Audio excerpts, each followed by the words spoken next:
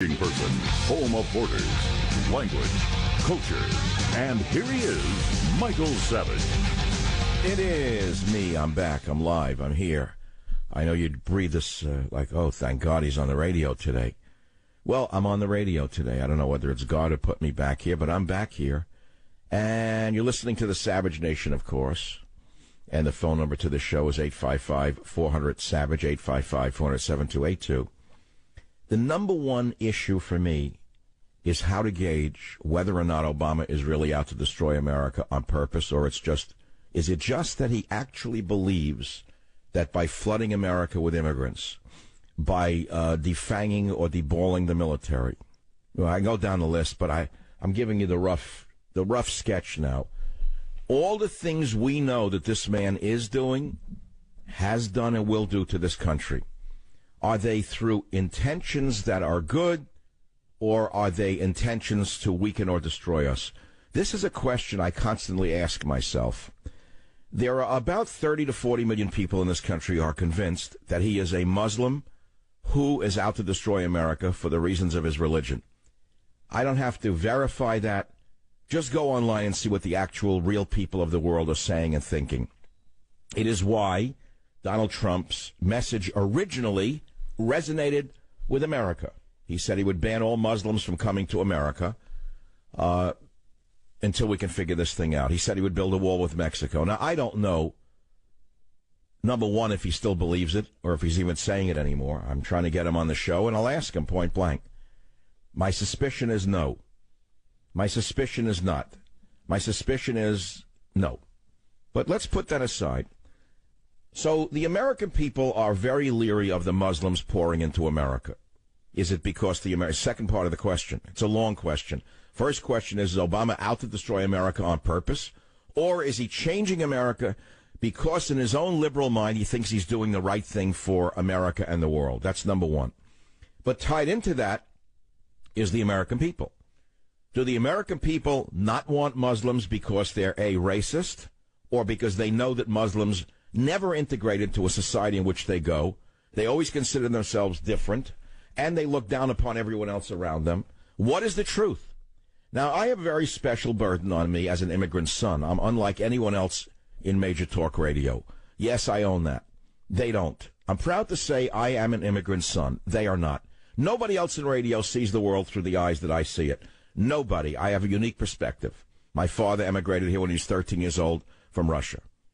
That is, my grandfather brought him over because my grandfather came here alone, and then he brought the family over years later. And I ask myself, as an immigrant son, what you hear being said about Muslims, isn't this the same kind of racist nativism that was directed at your own ancestors?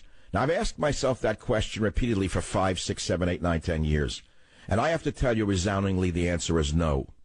And I'll give you the reason why the immigrants of today are not the immigrants of yesterday, more particularly my family. But before I tell you that, it's not just my family.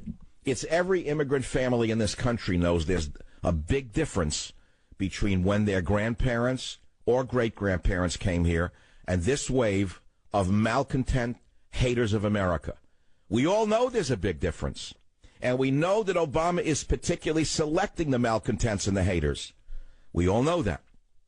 There's no question about it. Never mind what the liars in the media would have you believe. We know the media is nothing but a group of prostitutes with suits and skirts. We know that this guy who lied about Iran should be in prison for the rest of his life. This son of a gun, Ben Rhodes, lied through his teeth about who he was doing a deal with in Iran. We all said on the radio we don't trust Obama. They're dealing with the hardliners, meaning the Islamic fascist racists who hate America, hate Israel, hate Jews, hate Christians. And we were lied to by Ben Rhodes, who came out and said they were negotiating with moderates. Well, he was called before Congress today, and he was not permitted to speak before Congress. The so-called foreign policy advisor, Ben Rhodes, ran out of the hearing today where he was to explain whether he misled the country in pushing the Iran nuclear deal. The man should be immediately arrested by the marshals. He should be tried for crimes against humanity. It will not happen under this ballless Republican administration that is worthless. Worthless, useless garbage. Because if we had a useful opposition in this country, Obama would have been impeached years ago. But I want to go back. He lied about Iran. He lies about immigrants. We read today that, are you ready for this one, all you good progressives? Now, remember what I'm about to tell you. And in the context of what I'm about to tell you, just recall that microbes do not discriminate. They don't know that you're good. Microbes don't know that you're better than me. Microbes don't know that you're superior to conservatives. Microbes, you see, don't discriminate. Unlike you. Microbes will jump down your throat and give you tuberculosis just as fast as they'll jump down my throat and give me tuberculosis. So I read today, 22% of refugees in Minnesota are positive for tuberculosis. And my head almost exploded. I was like the ticket that exploded by William Burroughs. 1 out of every 5 refugees that was forced down the throats of the people of Minnesota by the federal fascist government tested positive for latent tuberculosis in 2014, according to the State Department of Health, the state's own Department of Health. And yet the liars at the CDC, all of whom should be arrested for lying to the American people, I will name them. It's why I said that if Trump becomes president, not only do I want to run the CDC, I want to take all of these liars in nice suits and put them in prison for what they've done to us. Do you know that the CDC is still denying that they know why there is an uptick in tuberculosis in Minnesota? Do you understand why I have such contempt for these MDs and PhDs in the CDC? Do you understand that I'm right and they're wrong? All of these epidemiologists are politicians. They are like Lysenko in Russia. Now, if you don't know who Lysenko is, you can read about him in Government Zero. Lysenko was hired by the Soviet government to lie about agricultural production because the government needed to lie about how good the government was doing in producing crops with the government's models. So they got a geneticist who lied about genetics. His name was Lysenko, in order to dupe the Soviet people into thinking the government could run the agriculture industry better than the private sector could. Well, of course, it was a big lie. It's the same as Ben Rhodes. It's the same as the CDC. It's the same as the IRS. It's the same as the NSA. It's the same as virtually every department that this poisonous creature from wherever he is has done to this country. He has appointed nothing but toxic liars in every department. If we had an opposition party, he would have been impeached a long time ago. They are so useless. They are so afraid of being called racist that they won't touch this slithery snake in the White House. Now you say, come on, we all know Obama's no good. We're all looking for... No, you all don't know he's no good. Explain to me, going back to my first question now, follow the bouncing ball. Is Obama doing the things he is doing to this country out of the genuine liberal desire to do the right thing for America and the world, or is he doing it to weaken and destroy this country? My evidence, the evidence rather, not my evidence, the evidence leads me to believe that he is doing it strictly to destroy this country, because there is no reason to bring in Somali refugees, 1 out of 5, who have been resettled in Minnesota against the will of the people by the fascist federal government, tested positive for latent tuberculosis in 2014. Do you know how much it costs to treat these immigrants he is bringing in,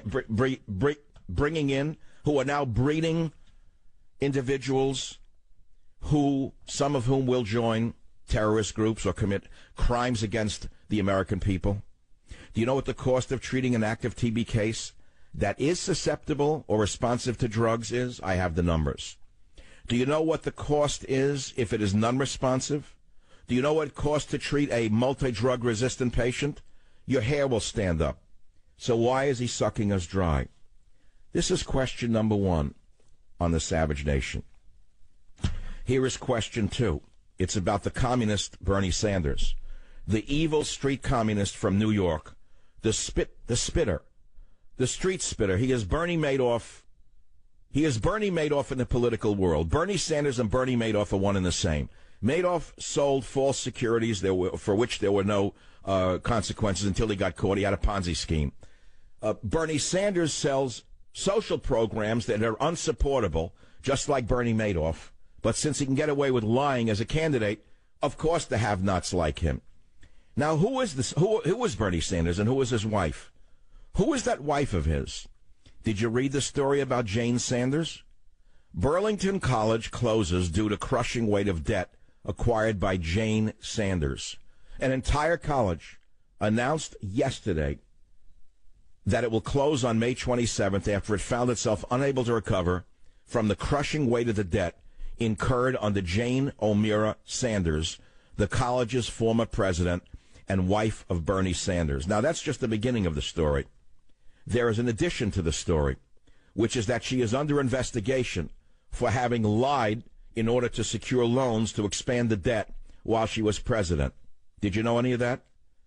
Catholic parishioners in Vermont have called for an investigation into whether Bernie Sanders' wife, Ms. Sanders, committed federal bank fraud by deliberately misrepresenting the amount that the college had secured in fundraising pledges as she sought financing for the land purchase.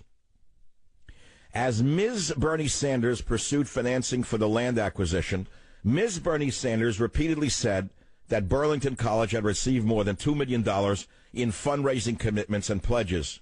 But in fiscal year 2011, it was found that the college had only raised $279,000. She's under investigation for bank fraud. Her and her husband are Ponzi scheme artists. They use the socialist message the way Obama uses the racial message to get away with absolute felony on the highest level. That's the opening of the show. Thanks for listening. I'll be back. Join the Savage Nation. Call now, 855-400-SAVAGE, 855-400-7282. Savage. The Savage Nation is sponsored by SwissAmerica.com, the only company I trust to protect my wealth and financial future. Call 1-800-289-2646. Immigrants and Epidemics. That's how I started my radio career 22 years ago. It was because I could not get a book published on that topic, even though I had published a number of books before that. They were fairly well good sellers. And I had tried to co-author the book on immigrants and epidemics with the then Dean of a School of Public Health, a very famous dean, and nobody would touch the book in New York because they were afraid of offending the immigrant mafia. Now, here we are 20-some-odd years later, and we have a criminal act being conducted by the federal government, an absolute Ponzi scheme of lies, so vast that all of us are at risk. 22% of refugees in Minnesota are positive for tuberculosis. That's what we know to be true. That was in 2014. Now, amongst that group, 26% of all foreign-born cases of TB in Minnesota were from people born in Somalia. Somalia. Somalians almost exclusively enter the state through Obama's refugee resettlement program. More than 70,000 refugees have been resettled in the United States, listen carefully, every year for the past 30 years by the federal government. Listen to what I said, 70,000 a year per year times 30. Do the math. So it started 30 years ago under the criminal drunk Kennedy. The criminal drunk Kennedy was the first to lie and say that the Immigration Act that he was about to change, the lying drunk from Massachusetts said, this would not change the demographics of America, and it would not threaten the health of America, but the lying drunk was lying. What is it about the Democrats that makes them want to lie to the American people on a regular basis? Now, a book is coming out in May by a former Democrat, an anonymous Democrat, who said that they lie about everything. They don't read the bills. He tells people one thing and knows he can't do it. He said all he cares about is raising money and getting reelected.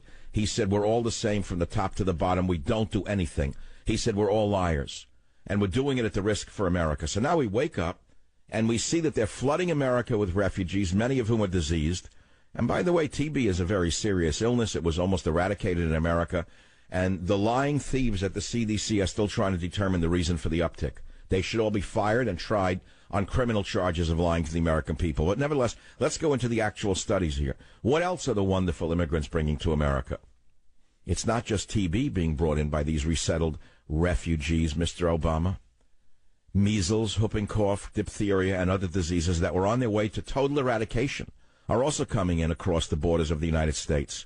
That's why your child has to be injected with vaccines. That's why your little baby has to be overly vaccinated. It's because of the immigrants. When are you people going to wake up? Now, if it was just me, an immigrant son, saying it, you could say, well, I don't believe him. How can he prove that?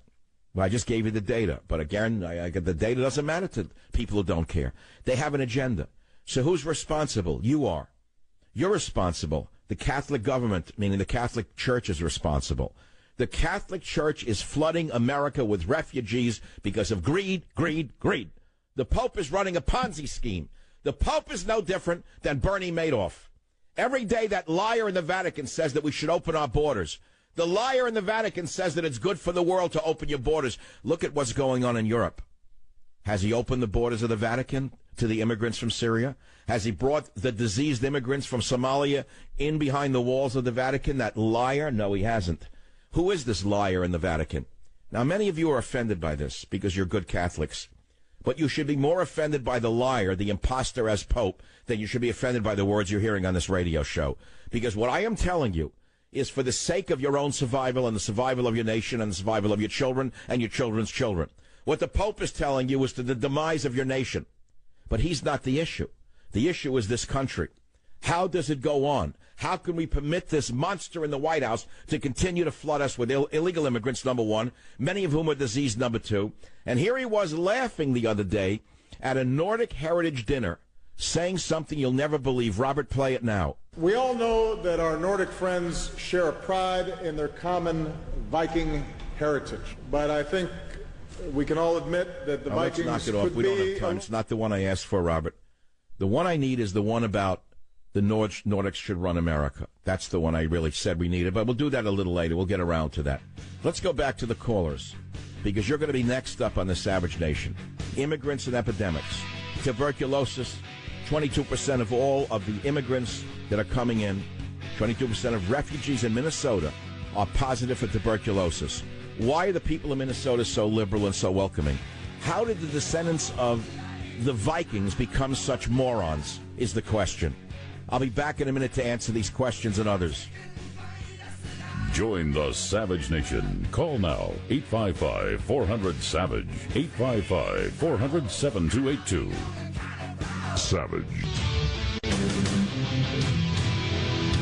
Sometimes we have a tendency to take our best friends for granted, and it's important that we not do so.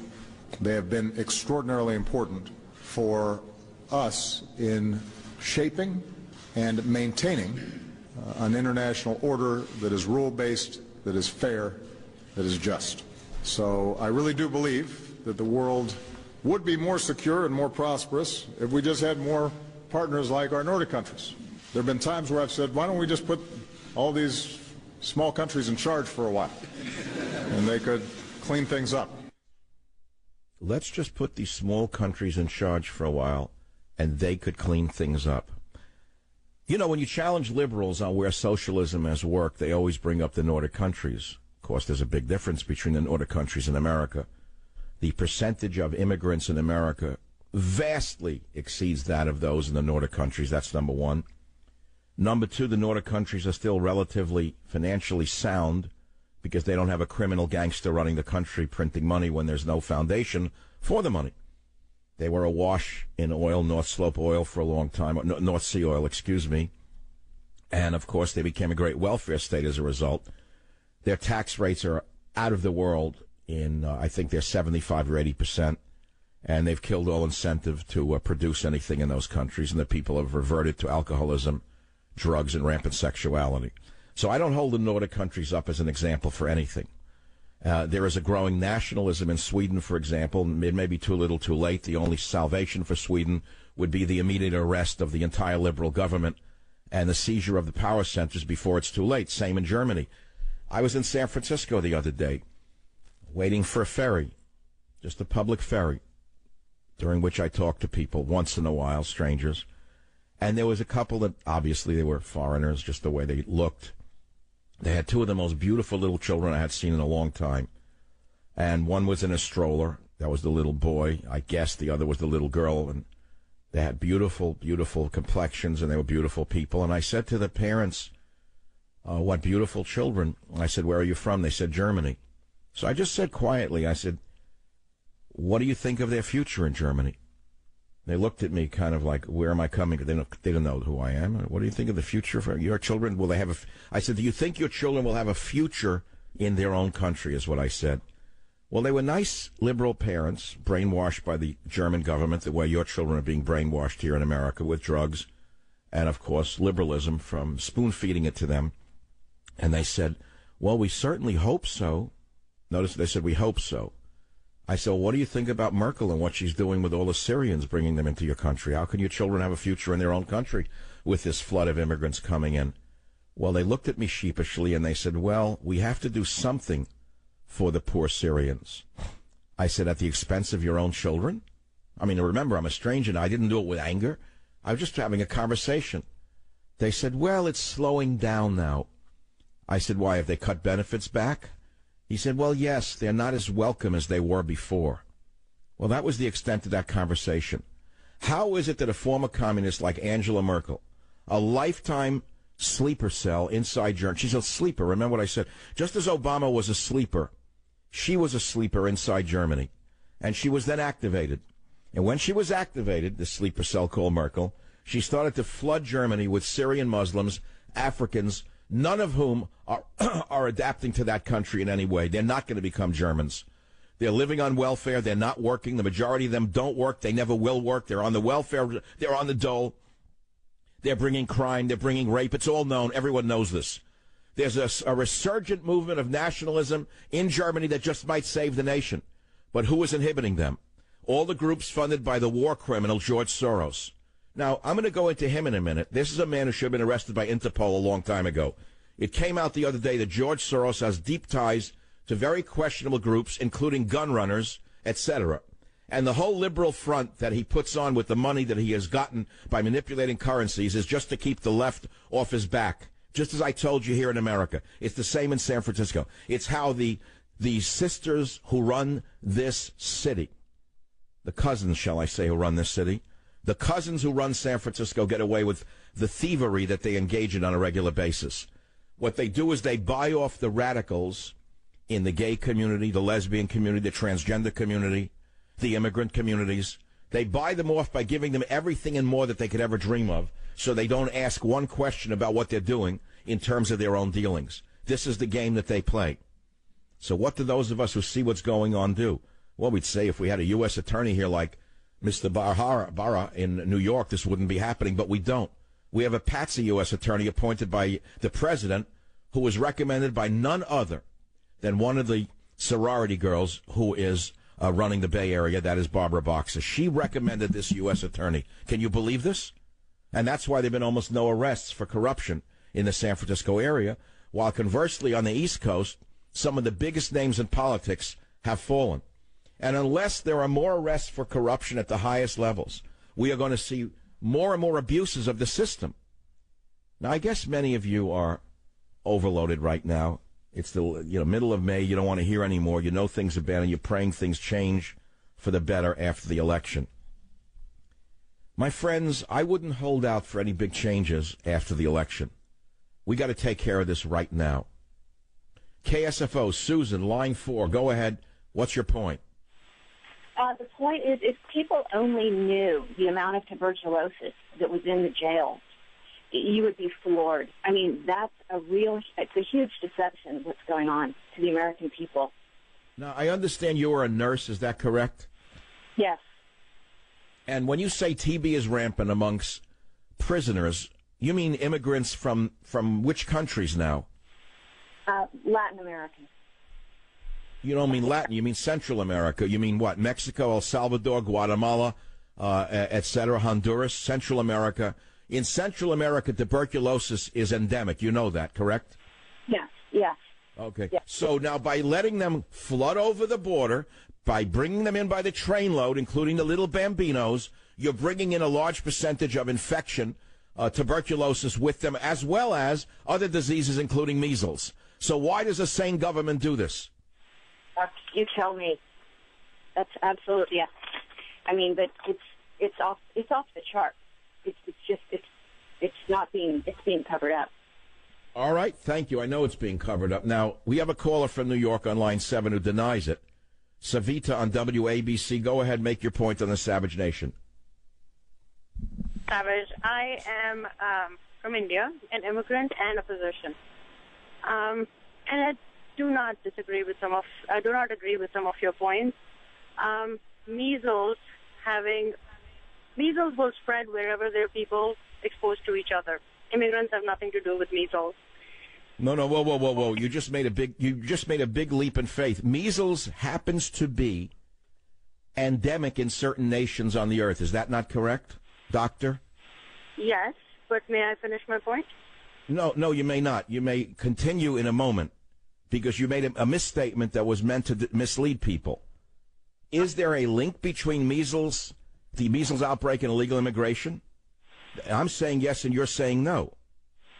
I am saying that measles in the states that apparently you're a resident of, where people are not even taking the vaccines that they're supposed to be getting, and you're implying that that your little baby has to have a vaccine because those illegal immigrants are bringing measles, is disingenuous. Savita, when did the measles, the incidence of measles, increase in the United States of America? Do you know the answer to that? To an illegal immigrant and get... Savita, listen, now you're talking again. Don't talk down to me. I'm asking a question since we're having a rational discussion. When did the measles incidence in America, when did the incidence of measles in America increase? Do you happen to know the year? No, I don't know the year. But it's your program, and you must have looked it up, and I don't have to know that. But you made a blanket statement as though you had all the answers because you just said that immigrants have nothing to do with the measles epidemic, but you are wrong. Do you know that the enterovirus has a heavy presence in Central and South America? Are you surely aware of that as a doctor, aren't you? Yes, I am. And enterovirus is common in many, many other tropical countries, including the country that I'm from. Yes, they are endemic. Look, third world is going to have more infectious diseases. There's no doubt about that. And so why are we bringing in infected people from the third world? How does that benefit a nation to do that? Okay, why does it? You are saying that I am no pro-Obama person, but for me to,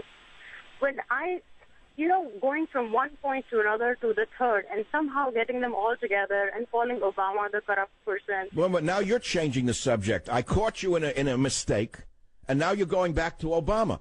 I thought we were having a rational scientific discussion. You just admitted that the incidence of measles is higher in certain nations than others. I said, what sense does it make to bring in infected individuals to the United States of America? What's the answer to that?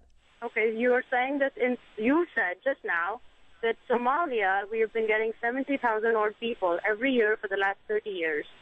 I think during that time, Obama has not been the president all along. So what was... I didn't say it was Obama. I said it started with Kennedy, the drunk. That's what I said.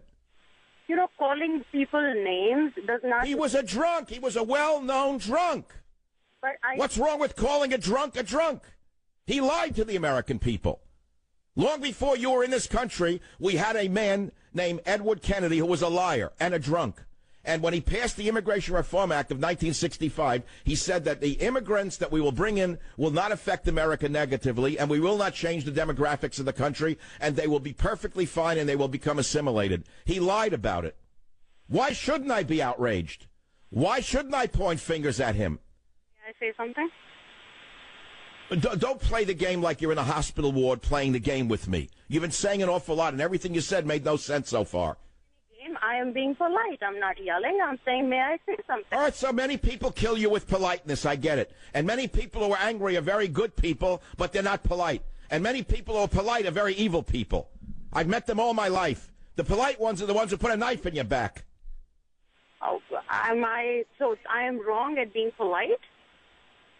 How about the uptick in tuberculosis, HIV, hepatitis C, and tuberculosis? Where do you think it's coming from, Dr. Savita?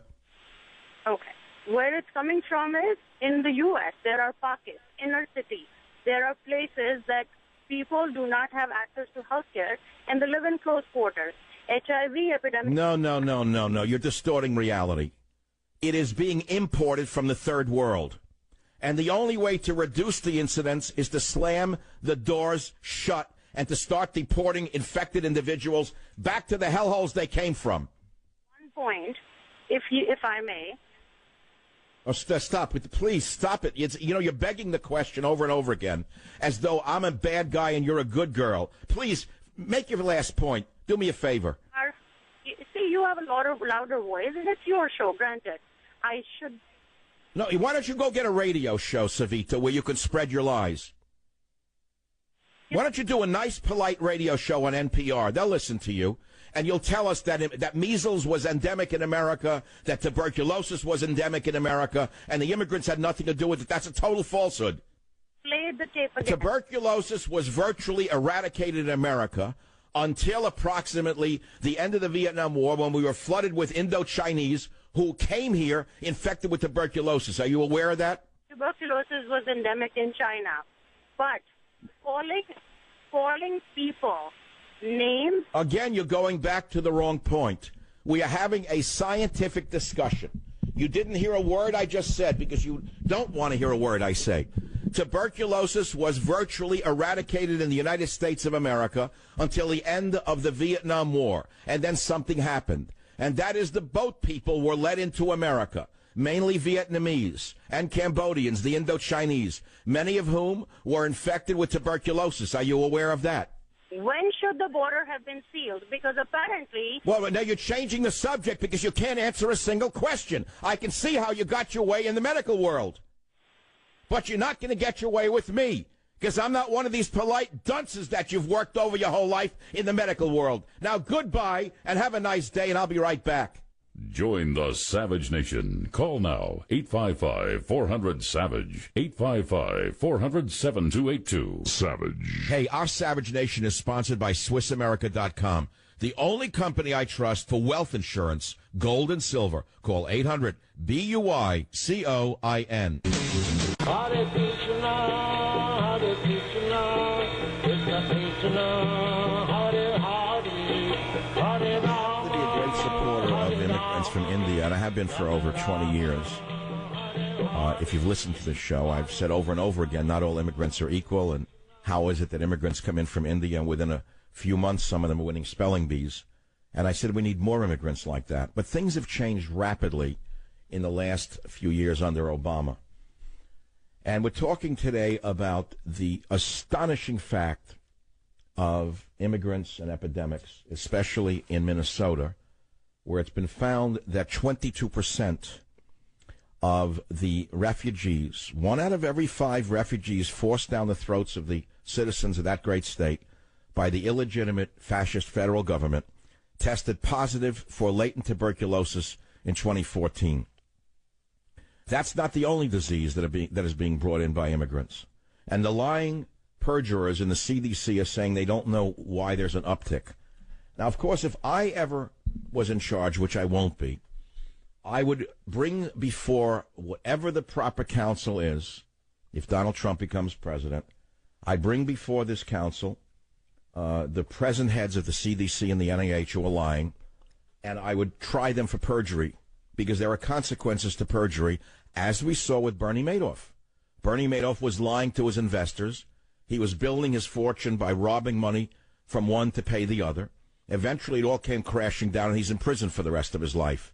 The same should happen to scientists who've been lying to us about immigrants and epidemics. The same should happen to Ben Rhodes, who lied to us about Iran and the Iran deal, putting the entire world at risk. He committed perjury. Today, he refused to go before a congressional hearing. He committed contempt of Congress, but the spineless jerks called Republicans won't even hold him in contempt of Congress, but they should. They should not only hold him in contempt of Congress, but they should try him for contempt of Congress and teach Obama a lesson by bringing down one of his main spokesmouths before it's too late. Now, that's just the beginning. Measles is coming in through the hundreds of thousands of illegal alien children from Central America who were not only walked across the wide-open southern border and are still doing so, they were not processed through an immigration detention center as required by federal immigration law. They were not quarantined as required by law. Not at all. Join the Savage Nation. Call now, 855-400-SAVAGE, 855-400-7282. Savage.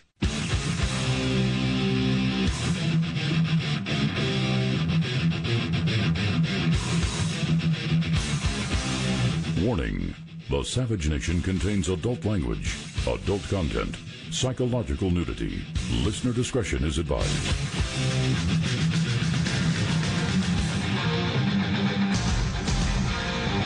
And now, America's most exciting radio talk show, The Savage Nation. Talk radio for the thinking person, home of borders, language, culture. And here he is, Michael Savage. We virtually eliminated certain diseases like polio. We've cut extreme poverty drastically. We've cut infant mortality by an enormous amount. Now, I say all these things not to make you complacent. We got a bunch of big problems to solve. But I say it to point out that change has been a constant in our history, and the reason America's better is because we didn't look backwards. We didn't fear the future. We seized the future and made it our own. Okay, turn him off, please. It's enough to listen to the liar as little as I have to. Welcome to Hour 2 of the Savage Nation. The first hour was about immigrants and epidemics because of the shocking new story that came out from Breitbart, by the way, based upon State Department of Health in Minnesota data, that 1 of every 5 refugees resettled in Minnesota by the illegitimate, fascistic, lying federal government tested positive for latent tuberculosis in 2014. That means 1 out of 5. And amongst those, 26% of all foreign-born cases of TB in Minnesota were from immigrants from Somalia. And Somalians almost exclusively enter the state through the refugee resettlement program, which is a way of getting around immigration law itself.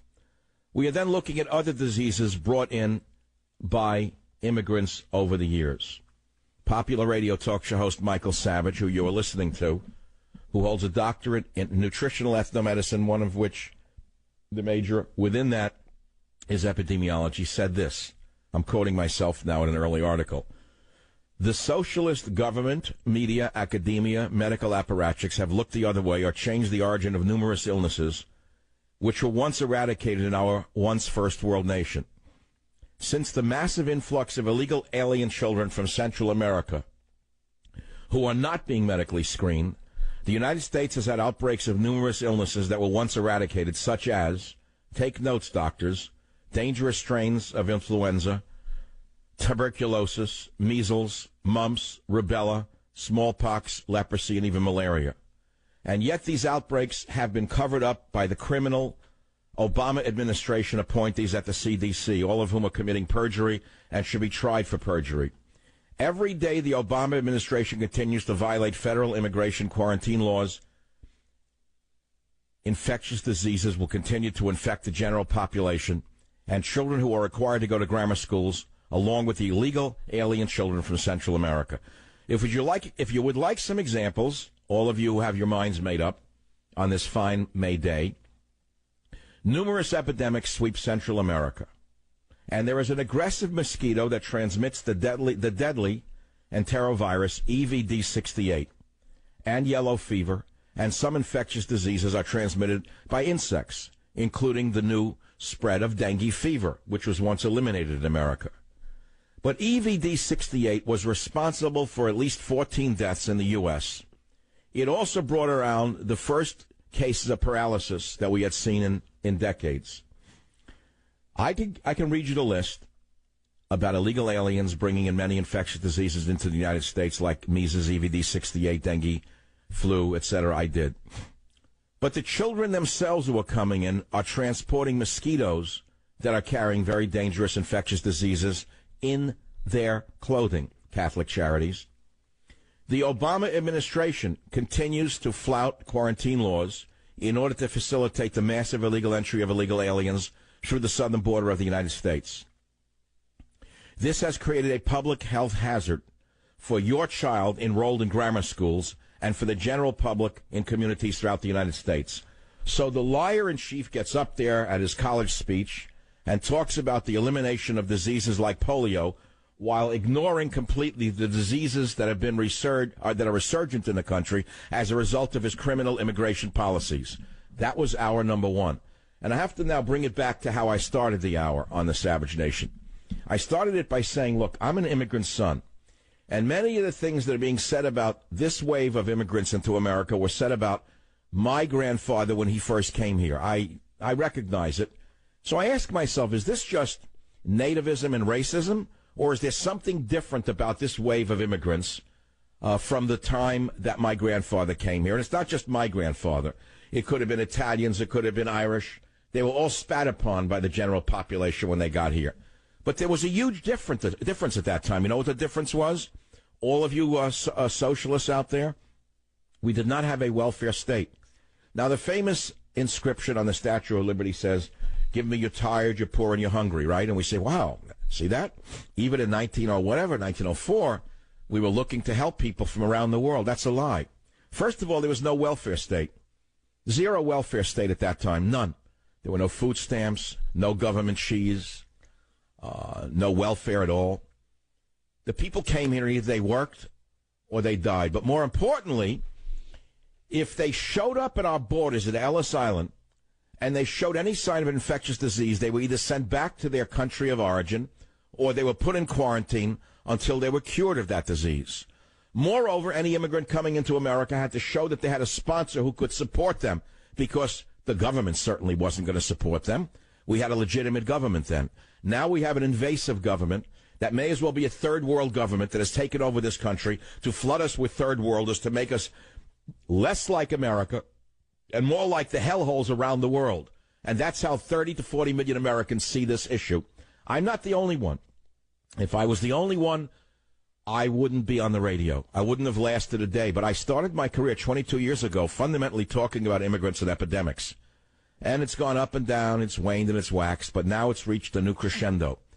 Now, Donald Trump came along, and he achieved immense popularity by talking about building a wall with Mexico and about banning the immigration of Muslims into America until, quote, we can figure this thing out. Why do you think the average American responded to that? Is it because we are inherently bad people, inherently racist, inherently nativist? There may be elements of that. No, it's because we inherently have survival skills. We as people inherently know what is good for us. And we also can smell a rat when we see a rat, even if the rat's wearing clothing and a white collar.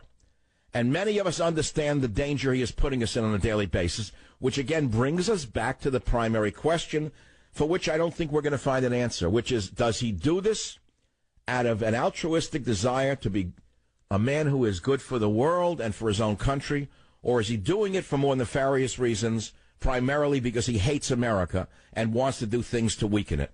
That's a question that rages through the minds of millions of Americans. Roy, on WJR, on Line 9, you're on the Savage Nation. What's your opinion? I don't think that he hates the country. I think he wants to bring it down a notch for what it's done in the past.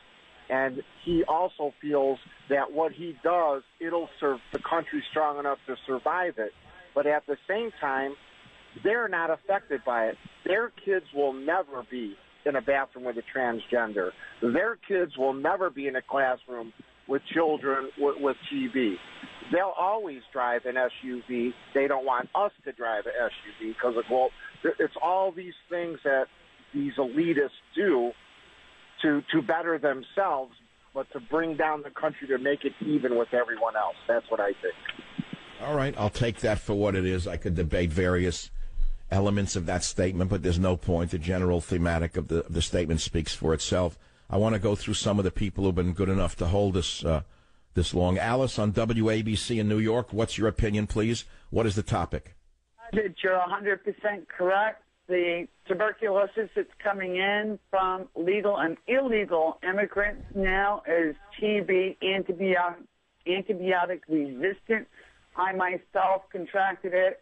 I was born in 57, contracted it in 61. Had they not had antibiotics, I would have been at a TB ward. It is spreading all over the place, as is German measles and measles. You used to have a health check.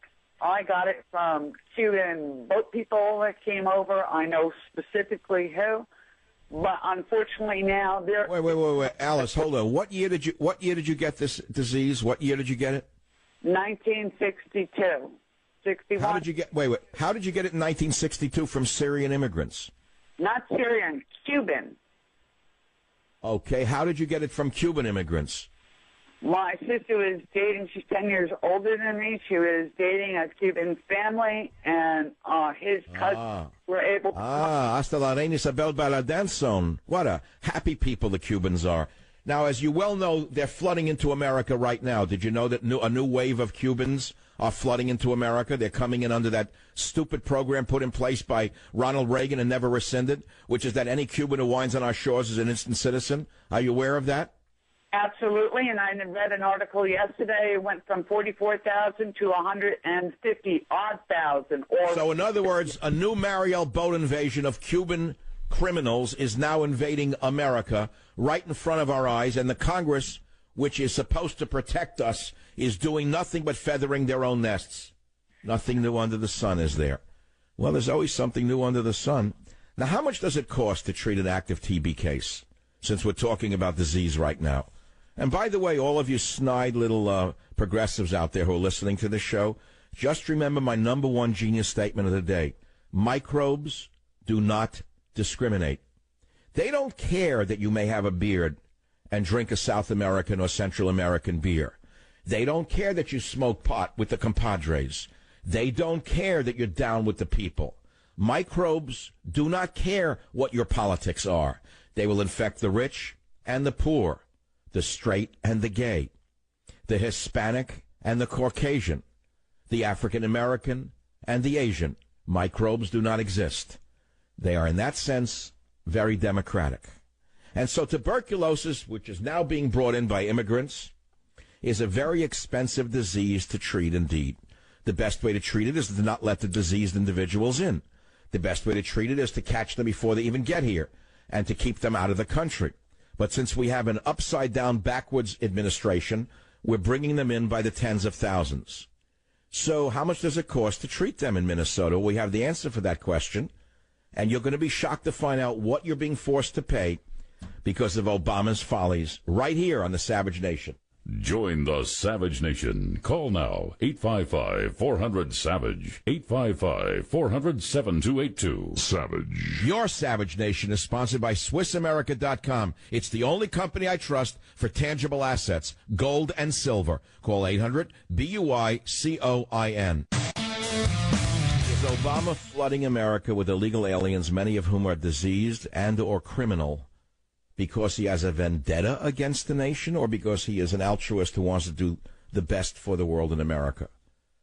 The second thing is I promised you that I would tell you the cost of treating tuberculosis, each case, because the numbers are astonishing, which I'll do in a second. But as the show moves past the midpoint right now, I got to bring in a new topic, and that is the selection by Donald Trump. It looks pretty clear to me that he's going to select the worst possible vice presidential candidate he could have picked, and that's Newt Gingrich. And I think we need to talk about it. Would you vote for Trump if Gingrich is VP? I won't. I may not. I may sit out the election. I'm telling you the way I see it. Write it down if you want, because Newt Gingrich is as corrupt as the entire Democrat Party. And the only reason we're seeing that Trump is reaching out to Gingrich is because he made a deal, in my opinion, with the RNC, with Rinse Prius. Rinse the Prius, think of a hose and a car with soap. Rinse Prius probably worked out a deal with Trump that they would put down the hatchets and smoke the peace pipe if he would take an insider like Newt Gingrich as a VP candidate, because they know they can do business with Newt Gingrich. And from the Trump side, they figure, all right, Gingrich knows the halls of Congress. He knows how to grease the palms. He's been doing it for so many years. But Gingrich is perhaps the worst example of a Republican imaginable. And I want to talk about that as the show emerges on the Savage Nation. But now getting back to the cost of treating tuberculosis. The cost of treating an active TB case that can be responded or is responsive to drugs averages $17,000, according to the so-called CDC.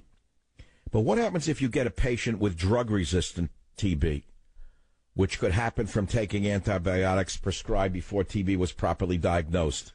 $134,000, well, much more, let's say a lot more. But about $134,000 for each multi-drug resistant patient. Think about the numbers now. Now, what if you get an extensively drug-resistant case from Somalia or from India or from China? What are you going to do about that?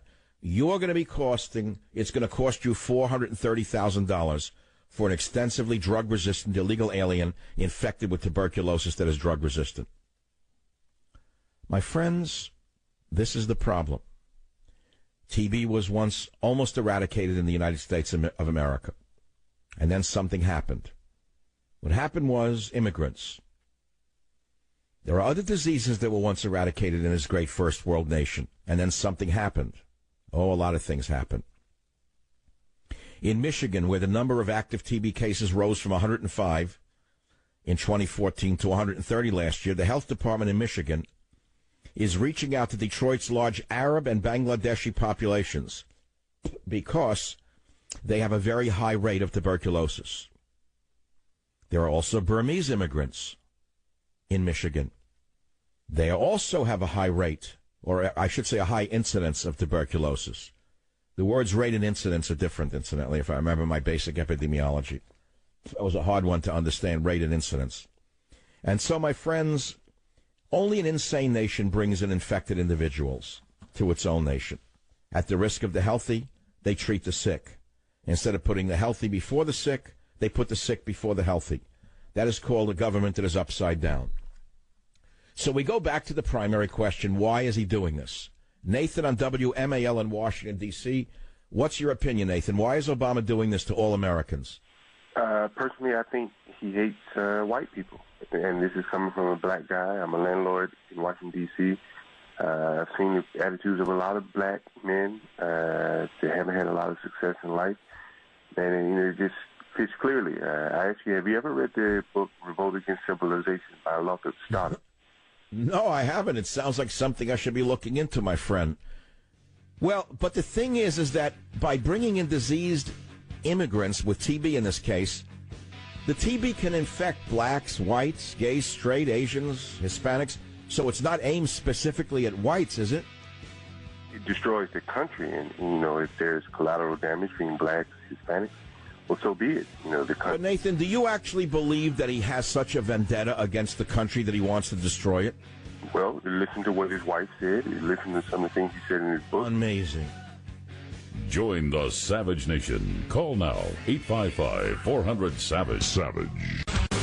Hare Krishna, Hare Krishna, Krishna Krishna, Hare Hare, Hare Rama, Hare Rama, Rama Rama, Hare Hare. This is not Bollywood. This is the Savage Nation. And we are talking about immigrants and epidemics and what it's doing to this great nation, shall I say this once great nation.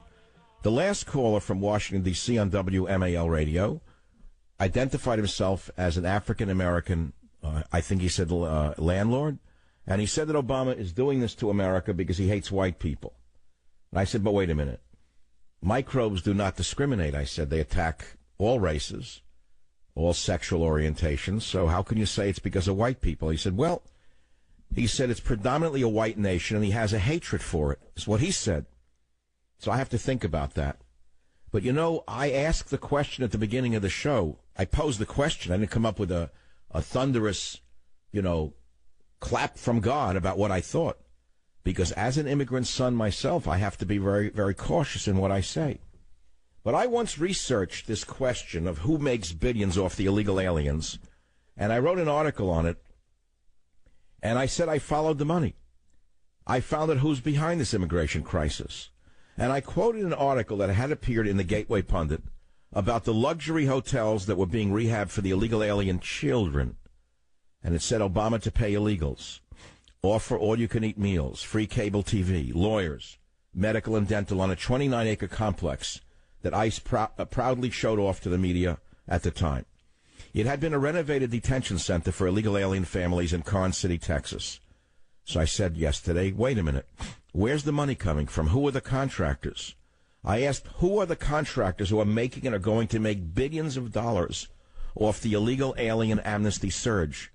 At the time, the so-called children from Guatemala. I said, somebody's making money off this, because I went and researched the RFP put out in January for housing and clothing and feeding these children. Now, an RFP is a request for proposal put out by a governmental agency. In other words, it's a bid. It's an open bid process. And the government had been plotting to bring in these diseased children all along. They said that it was just a surge of children who were leaving Guatemala, but it wasn't a surge of children. They were invited in because people were making a fortune on them. but I didn't know who. So I woke up, and I see they're going to get flat-screen TVs. Are you listening to me? If you're a poor American, do you have a beauty parlor at your disposal for free? Do you have a flat-screen TV in every bedroom? Do you have free legal services, free doctors, free dentists? Do you have a workout gym in your apartment? Do you have a swimming pool in your apartment? Do you have a soccer field in your housing complex? The illegal alien children from Guatemala and Honduras do. So I said, wait a minute, somebody's making a fortune off of this. A $50 million federal government contract to house illegal aliens at an other facility was being moved in. They were being moved in there. And many of the rooms they were being moved into were suites, private toilets and showers, flat-screen TVs, cable TV for every immigrant, soccer fields. You get the picture, right? Well, guess what? Some people are getting rich off the billion-dollar immigration surge. And here's the punchline. They're not all Democrats, and they're not all socialists. Only a handful of U.S. corporations have the honor of long-term contracts with federal agencies that deal with the, quote, immigration problem. Only a few companies have these contracts. You see, it's a closed bidding process. And for these companies, that surge from Guatemala and El Salvador meant very big business and very big profits. And Obama was pushing for emergency funding for so-called family detention centers like the one in Texas that I just told you about. Resorts really is what they are. Soccer fields with artificial turf, lighting, flat-screen TVs, pools, amenities you might get on a vacation once a year if you as a tax-paying American had the money. So why are you and I spending so much money on those who break our laws? The answer is because of greedy profiteers. You see every television, every desk lamp, every blade of fake soccer grass has a huge markup to it. You heard about the $32 aspirin in hospitals, right? Well, that's nothing compared to what these companies are making in these detention facilities. It's connected to the companies that run prisons for profit. You get the picture, don't you? Prisons for profit. Did you know about them? Well, I dug into the particulars of one such company that's making a profit off the immigrant surge. It has a name, the GEO Company. Well, who was the GEO Company? In the past 6 years, GEO was awarded $900 million in ICE contracts alone.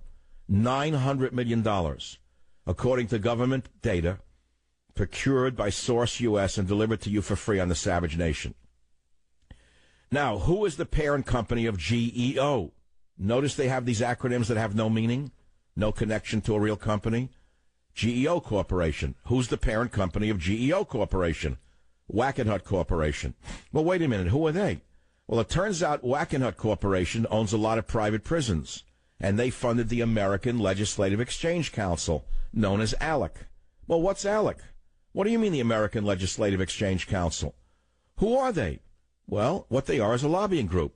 They tell your elected officials what to vote on. They tell the elected prostitutes where to eat, what to breathe, and how to operate. They tell the prostitutes in Washington that they're running the country and what the prostitutes, known as senators and congressmen, are supposed to do. Are you ready for this? Because what I'm about to tell you will change your view of politics for the rest of your life.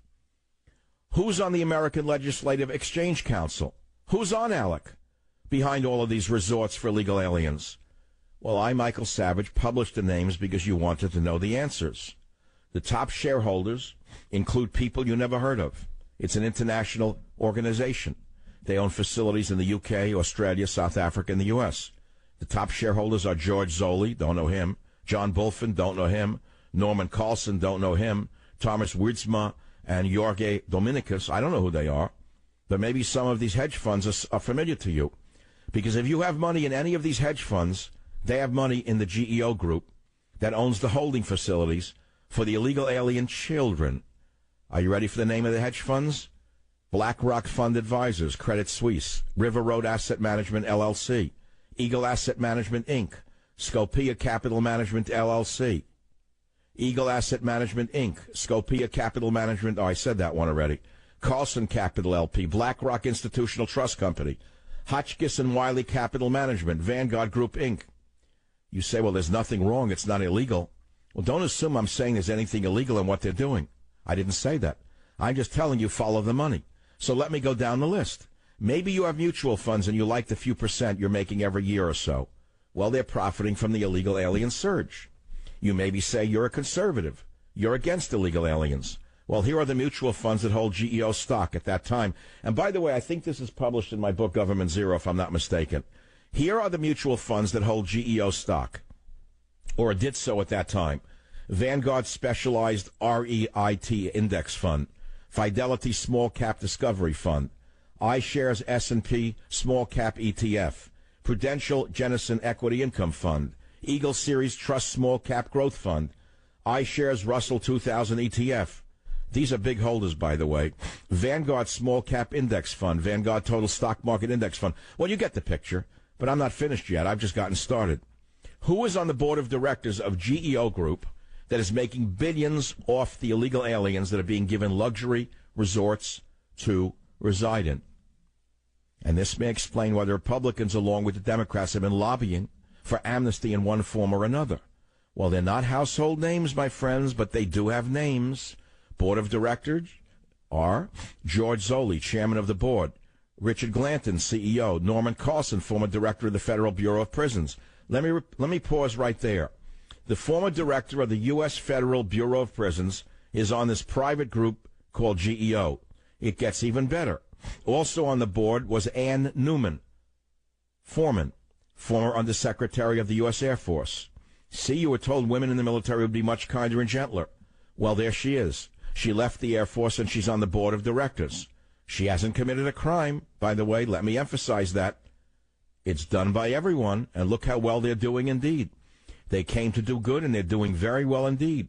Clarence E. Anthony, president and CEO of Anthony Government Solutions, Inc., Christopher Wheeler, Julie M. Wood.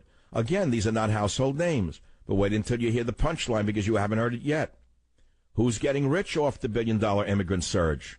Well, those companies, those hedge funds, those other funds as I named. But are you ready for where this list ends up? All you good Republicans? The Koch brothers, David and Charles, who are two of the richest people in the world, are key funders of ALEC, the American Legislative Exchange Council. I explained to you a few minutes ago what ALEC is and what they do. ALEC is a lobbying group, and they tell legislators what to do. The Koch brothers are key funders of ALEC. And so there you have it. You thought it was all liberals who wanted amnesty, but now you find out it's very apparent conservatives who are now the guiding forces behind the illegal immigration surge that's going on in this country because they own these facilities with thousands of unused beds around the nation. And they want you to fill them and pay for them. Big business, big government, and big religion. All one bundle getting paid off your back.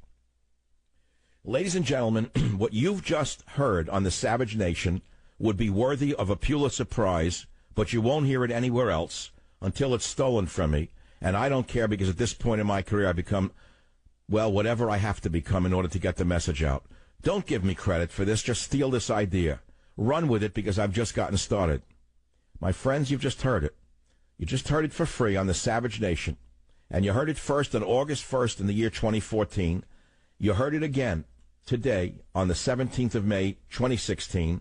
And you can read it for yourself and spread it around by going and buying Government Zero, because I think it's in that book. I'm not 100% sure. I have to check where I got this from. It's called Who Makes Billions Off the Illegal Aliens. It's tied to the Koch brothers, GEO, ALEC, etc. This is the Savage Nation. I'll be right back. Join the Savage Nation. Call now, 855-400-SAVAGE, 855-400-7282. Savage. My Savage Nation is sponsored by SwissAmerica.com, the only company I trust to protect my wealth with gold and silver. Call 800-BUYCOIN.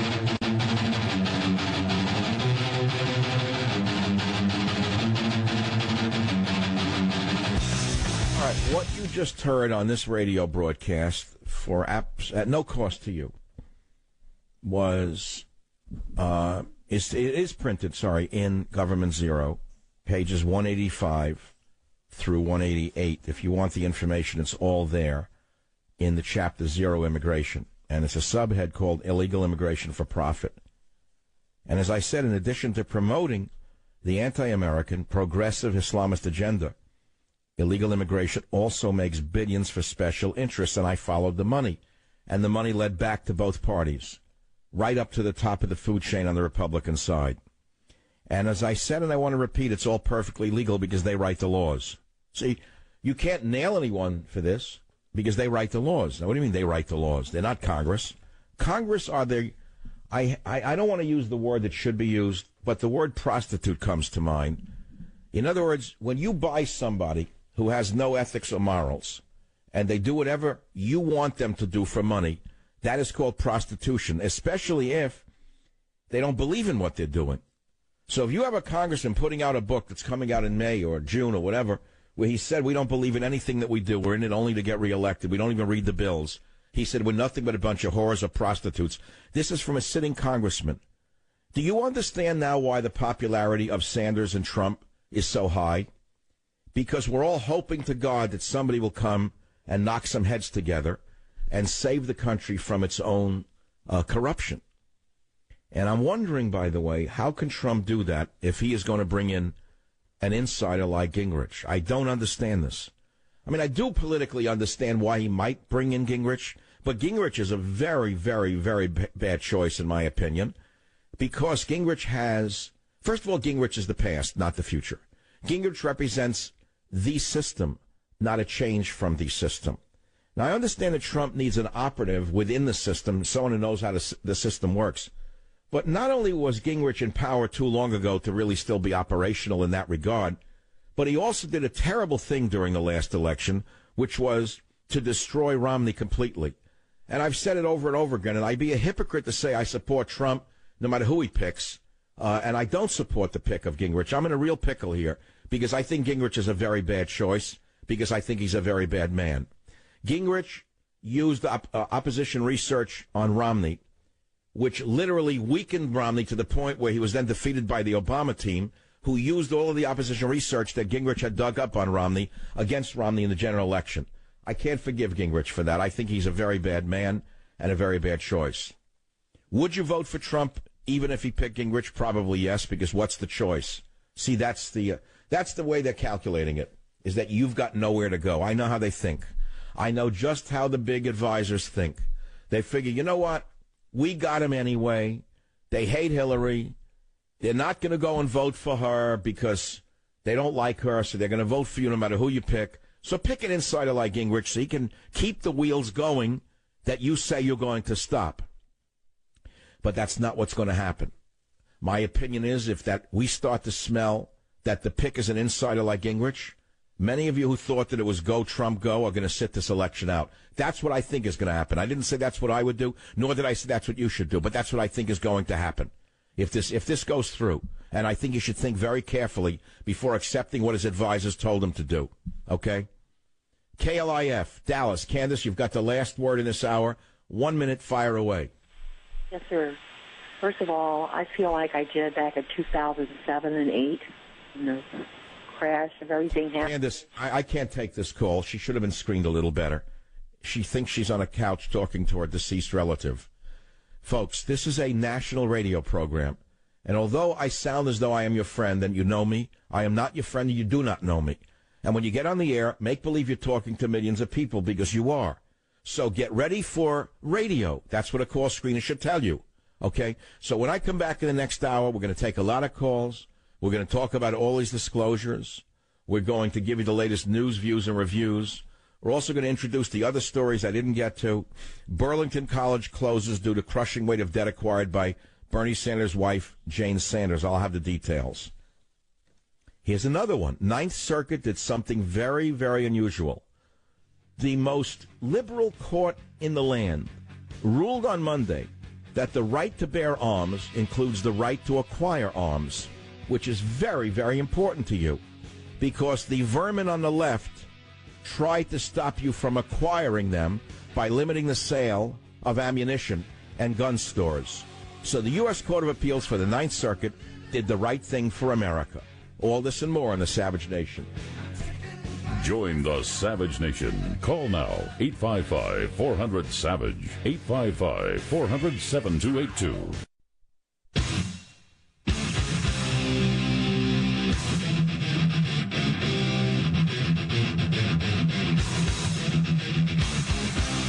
Warning.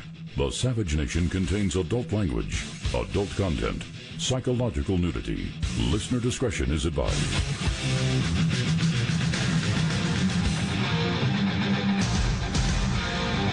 And now, America's most exciting radio talk show, The Savage Nation. Talk radio for the thinking person, home of borders, language, culture. And here he is, Michael Savage. Well, here we are into the third hour of The Savage Nation. We've been talking about immigrants and tuberculosis. Huge story. Measles, huge story. We talked about Sanders' wife destroying a college with debt, being investigated for fraud, even though he poses as a man of the people. Look out for them. I then brought up Trump likely picking Gingrich as a VP, and I said bad choice. I think Gingrich is a terrible man. He's a member of the establishment. Many of you disagree. We can talk about that. And then I told you that the piece that I basically read to you on immigration for profit came from Government Zero, pages 185 to 188, illegal immigration for profit, and it goes right up to the top of the Republican establishment, which explains why they do nothing about Somalis being brought in with tuberculosis, because they're making money off this one way or the other. I wouldn't be surprised if it turns out that that they own the drug companies that provide the drugs. God only knows how far up the chain the corruption goes.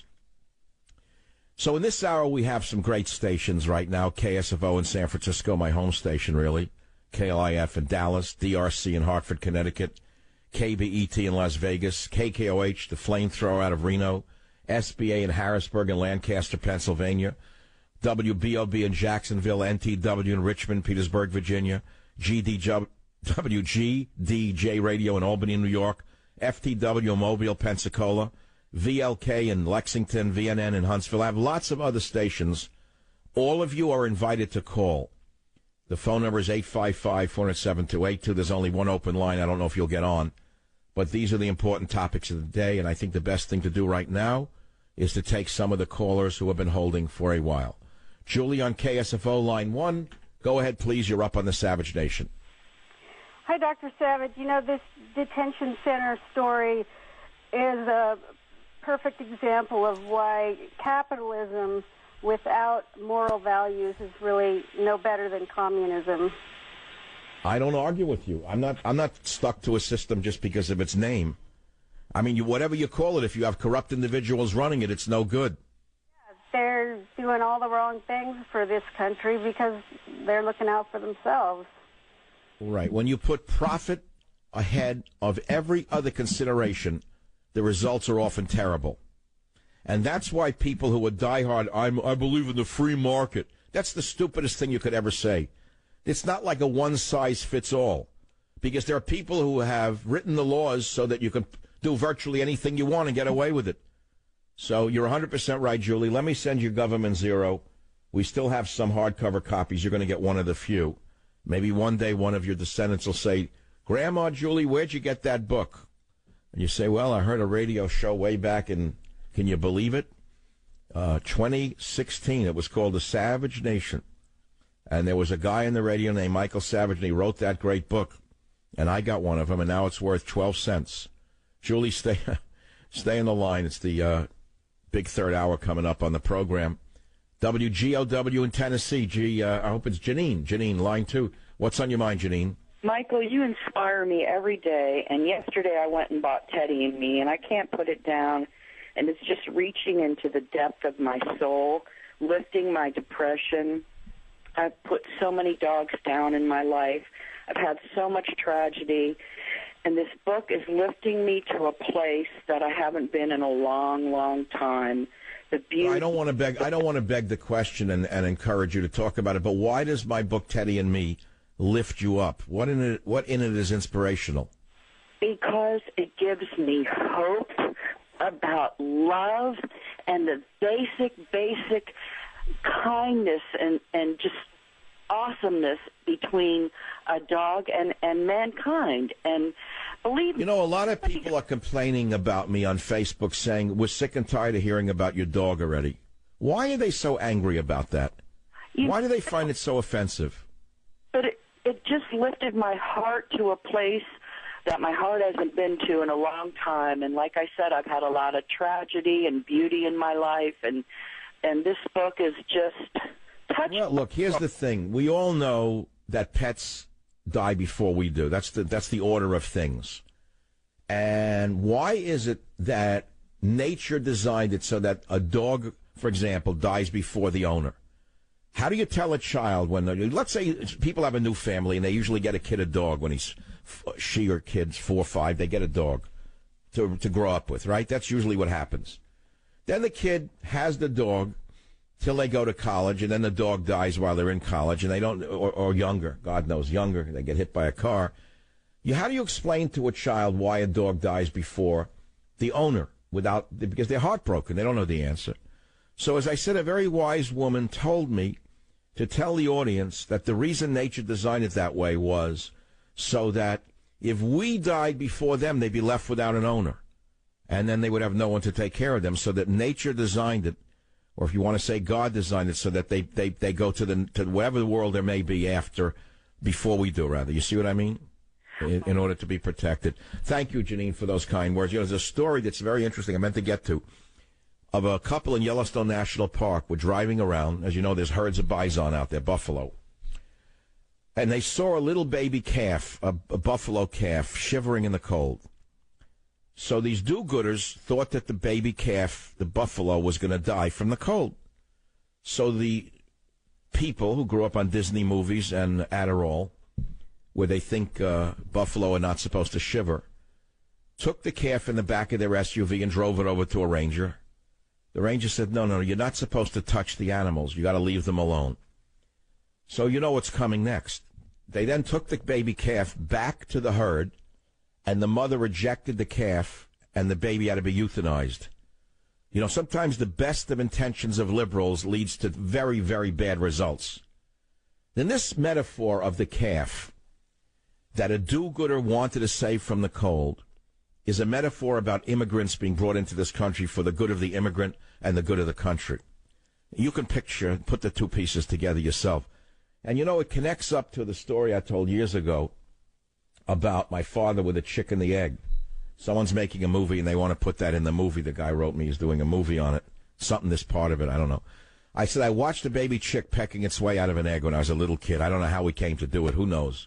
In the country, we had some kind of place we used to go to up there, and there was a chicken farm nearby. And they'd go in. It was like a madhouse watching chickens being slaughtered and running around with the blood shooting around. But in that chicken farm, this little city boy watched a chicken baby, a baby chicklet coming out of the, a hatchling coming out of the egg. So you see this naked little thing, this stupid little bird, sticking its head up and pecking and struggling and hardly get out of the shell. So I said to my father, Dad, why can't we help that little bird come out of the shell? And he said, no, Michael, you can't touch that baby because if you do, it'll die. Well, I didn't understand any of that why. See, nature has its own rules. And when man violates nature, very bad things happen to man. Do you understand what I'm saying to you? This society has been violating nature for so long, we have forgotten what nature is. We have taken the unnatural and made it the norm. And that's how we wind up with bathroom laws by a psychotic in the White House. He is so divorced from nature and reality that he speaks and thinks that everything that comes out of his yap is 100% true and everything he says is 100% false. But that's getting a little too far afield from the bison in the cold and the chicken and the egg. But I'll be back to take your calls right here on the Savage Nation. Join the Savage Nation. Call now, 855-400-SAVAGE, 855-400-7282. Savage. My Savage Nation is sponsored by SwissAmerica.com. It's the only company I trust to protect my wealth. Call 800-BUY-COIN. All right, so I disclosed for you the money that's being made off the illegal immigrants, even those with diseases. I gave you the names of the companies. I showed you it leads right up to the Republican side as well. And then someone sent me this. It says, do you realize that GEO, the REIT that is heavily invested in private prisons, has recently been diversifying into, quote, community detention with bracelets and monitoring, probably for higher profit margins. That is why Obama just started calling convicted criminals, quote, justice-involved individuals. ALEC plus GEO plus REIT plus OBAMA equals DISASTER. And the Koch brothers or the Koch brothers are the biggest investor in one of these. Have a nice day. KSFO, line 5, welcome to the Savage Nation. How you doing? I just wanted to tell you that I personally think Obama's letting all these immigrants into the country with diseases because he's aware of the fact that our culture is a very promiscuous culture, and I think it has a lot to do with civilizational jihad and the fertility rate of Muslims as well. Well, what are you saying? He's purposely trying to hurt the promiscuous? I think he's trying to hurt the population overall, but he's trying to hurt the promiscuous portion through STDs and everyone else through things that are not inherited or transmitted. If that were true, then why would he constantly be supporting, let us say, lifestyles that are not exactly non-promiscuous? Why would he be supporting lifestyles that are not promiscuous? Yeah, in other words, you're saying he's doing it because he's such a moralist and he wants to save America and bringing in Muslims who are basically not practicing sexuality in that manner. So I'm saying if that were true, then why is he so, let us say, why does he have such a weakness for subpopulations that are so promiscuous?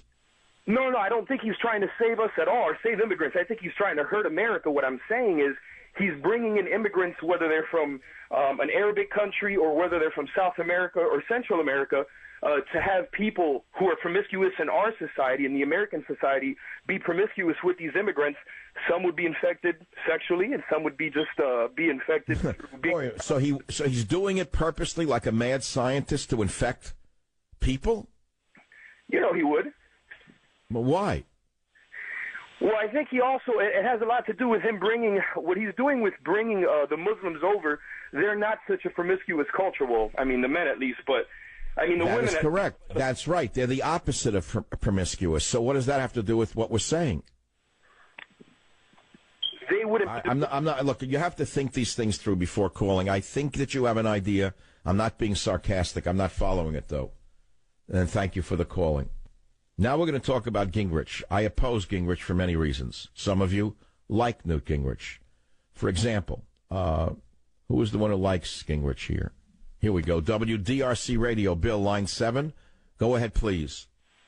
Oh, I like Gingrich, but I'm opposed to him being the selection for vice president. I want Trump to win the election, and in my opinion, he should pick somebody with a Spanish background to be the vice presidential nominee, not Cruz, because he's from Texas, and Trump is going to win Texas no matter what. But I don't want Gingrich as the vice presidential nominee. He's too old, and there's too many negatives in his background.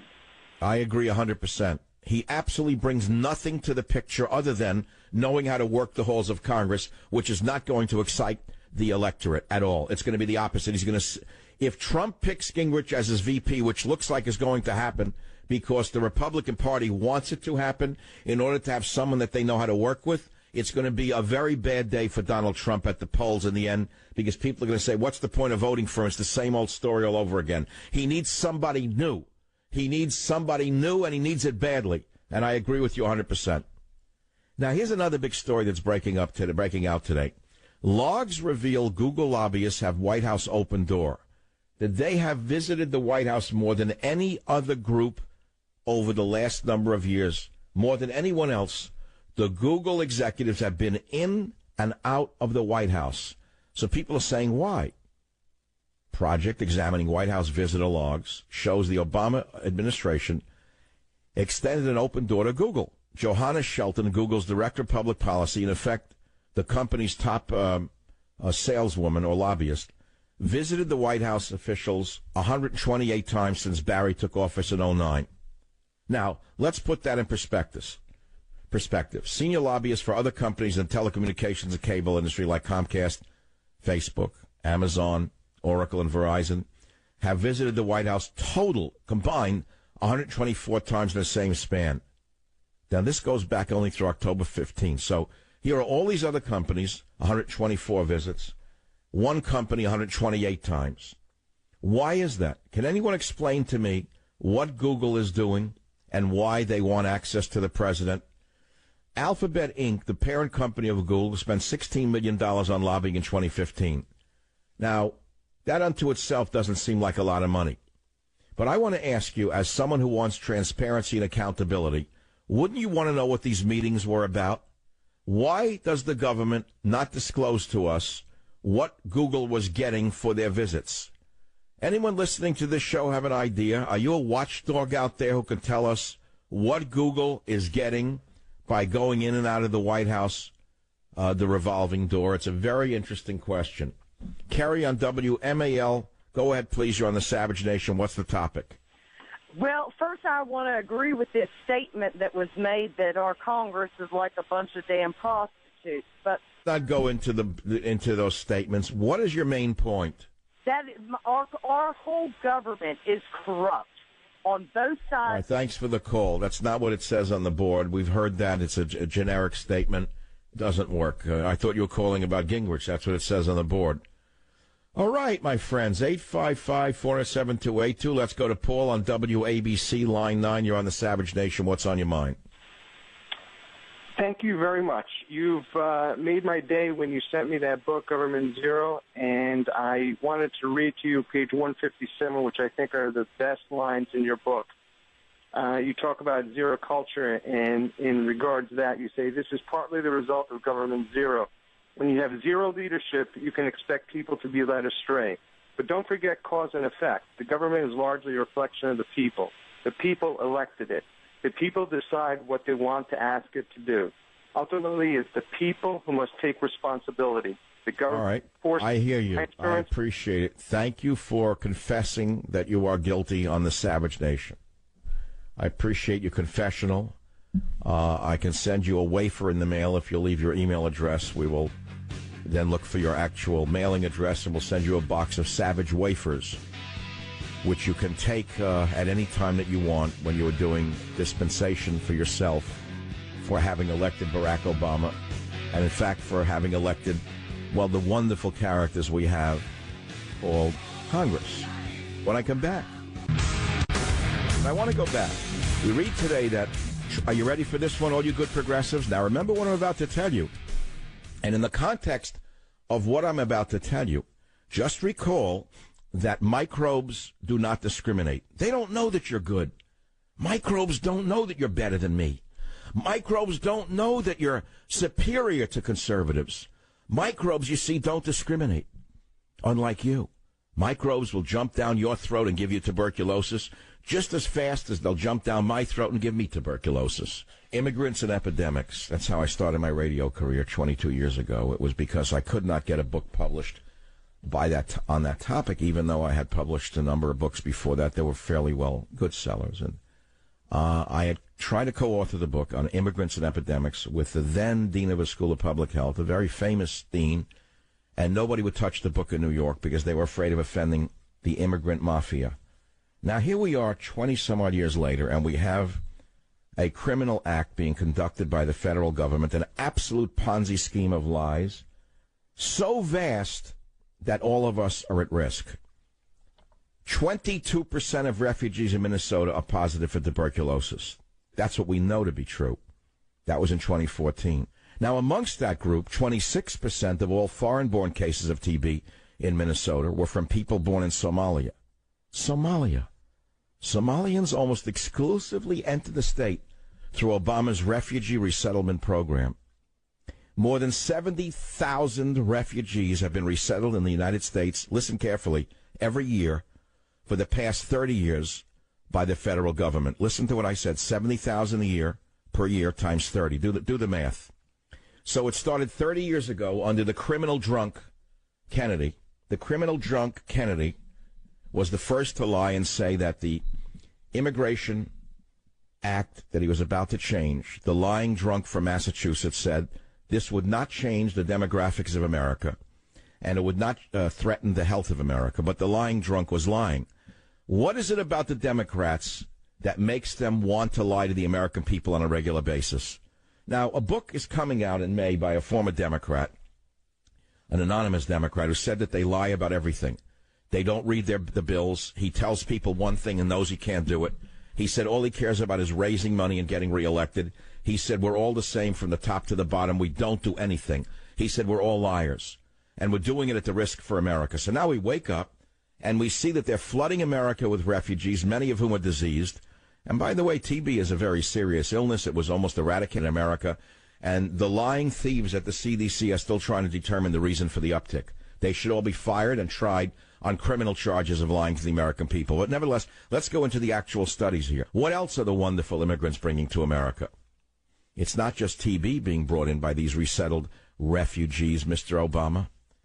Measles, whooping cough, diphtheria, and other diseases that were on their way to total eradication are also coming in across the borders of the United States.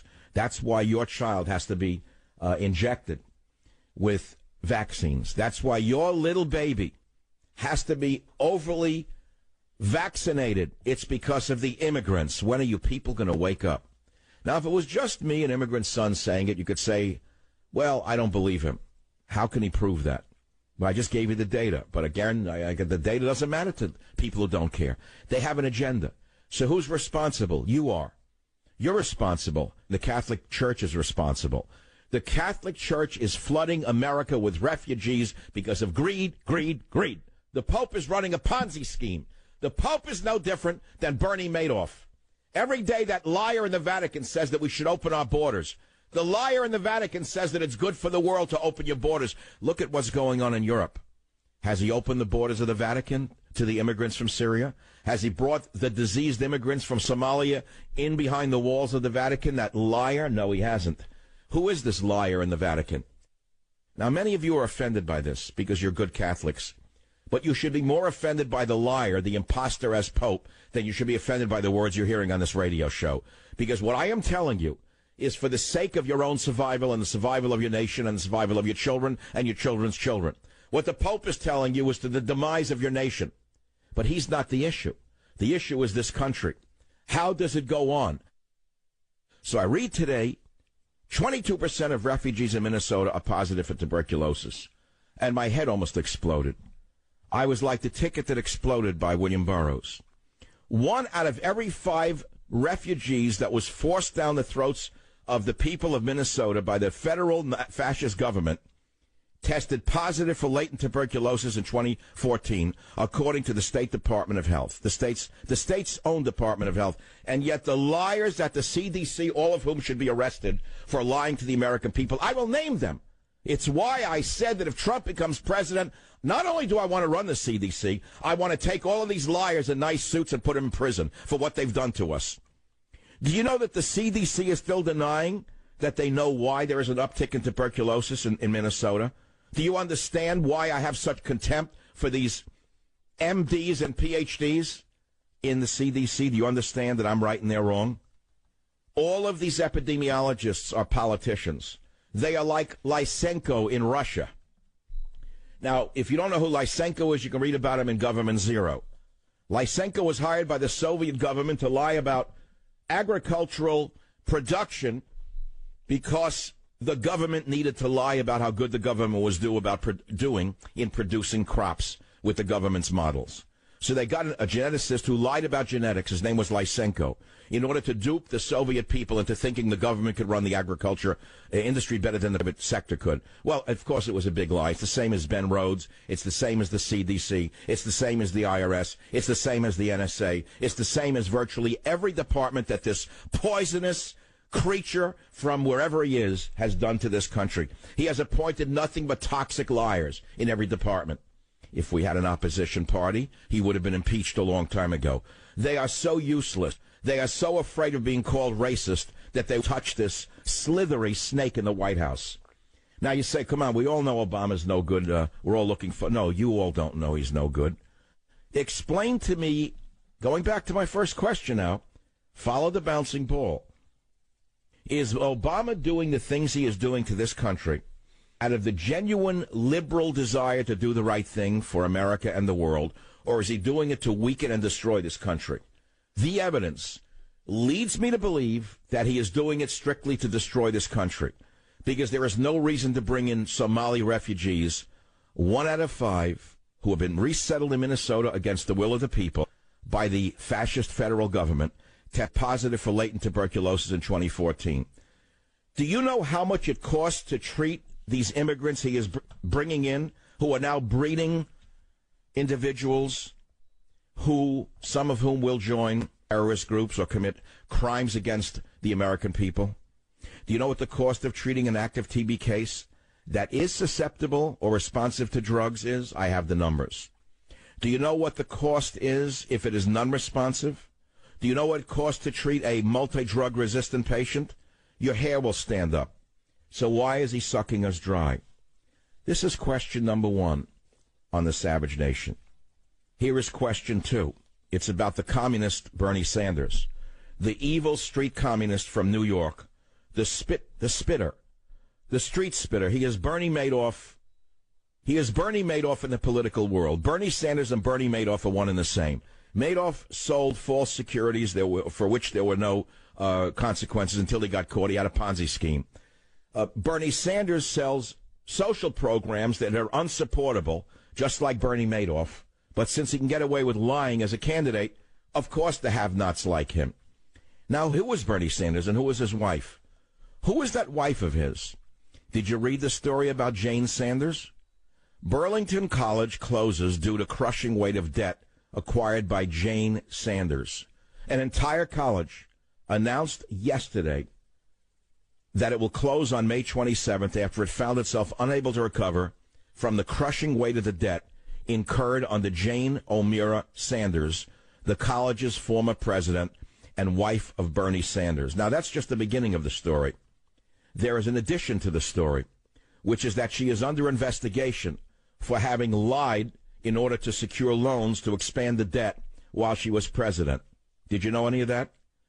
Catholic parishioners in Vermont have called for an investigation into whether Ms. Sanders committed federal bank fraud by deliberately misrepresenting the amount that the college had secured in fundraising pledges as she sought financing for the land purchase. As Ms. Bernie Sanders pursued financing for the land acquisition, Sanders repeatedly said that Burlington College had received more than $2 million in fundraising commitments and pledges. But in fiscal year 2011, it was found that the college had only raised $279,000. She's under investigation for bank fraud. Her and her husband are Ponzi scheme artists. They use the socialist message the way Obama uses the racial message to get away with absolute felony on the highest level. You know, when you challenge liberals on where socialism has worked, they always bring up the Nordic countries. Of course, there's a big difference between the Nordic countries and America. The percentage of immigrants in America vastly exceeds that of those in the Nordic countries. That's number one. Number two, the Nordic countries are still relatively financially sound because they don't have a criminal gangster running the country printing money when there's no foundation for the money. They were awash in oil, North Slope oil for a long time, North Sea oil, excuse me. And, of course, they became a great welfare state as a result. Their tax rates are out of the world in, I think they're 75 or 80%. And they've killed all incentive to produce anything in those countries, and the people have reverted to alcoholism, drugs, and rampant sexuality. So I don't hold the Nordic countries up as an example for anything. There is a growing nationalism in Sweden, for example. It may be too little too late. The only salvation for Sweden would be the immediate arrest of the entire liberal government and the seizure of the power centers before it's too late. Same in Germany. I was in San Francisco the other day waiting for a ferry, just a public ferry, during which I talked to people once in a while, strangers. And there was a couple that, obviously, they were foreigners, just the way they looked. They had two of the most beautiful little children I had seen in a long time. And one was in a stroller. That was the little boy. I guess the other was the little girl. And they had beautiful, beautiful complexions, and they were beautiful people. And I said to the parents, what beautiful children. And I said, where are you from? They said, Germany. So I just said quietly, I said, what do you think of their future in Germany? They looked at me kind of like, where am I coming? They didn't know who I am. What do you think of the future for your children? Will they have I said, do you think your children will have a future in their own country, is what I said. Well, they were nice liberal parents, brainwashed by the German government the way your children are being brainwashed here in America with drugs and, of course, liberalism from spoon-feeding it to them. And they said, well, we certainly hope so. Notice they said, we hope so. I said, well, what do you think about Merkel and what she's doing with all the Syrians, bringing them into your country? How can your children have a future in their own country with this flood of immigrants coming in? Well, they looked at me sheepishly and they said, well, we have to do something for the poor Syrians. I said, at the expense of your own children? I mean, remember, I'm a stranger and I didn't do it with anger. I was just having a conversation. They said, well, it's slowing down now. I said, why, have they cut benefits back? He said, well, yes, they're not as welcome as they were before. Well, that was the extent of that conversation. How is it that a former communist like Angela Merkel, a lifetime sleeper cell inside Germany, she's a sleeper, remember what I said, just as Obama was a sleeper, she was a sleeper inside Germany, and she was then activated. And when she was activated, the sleeper cell called Merkel, she started to flood Germany with Syrian Muslims, Africans, none of whom are adapting to that country in any way. They're not going to become Germans. They're living on welfare. They're not working. The majority of them don't work. They never will work. They're on the dole. They're bringing crime. They're bringing rape. It's all known. Everyone knows this.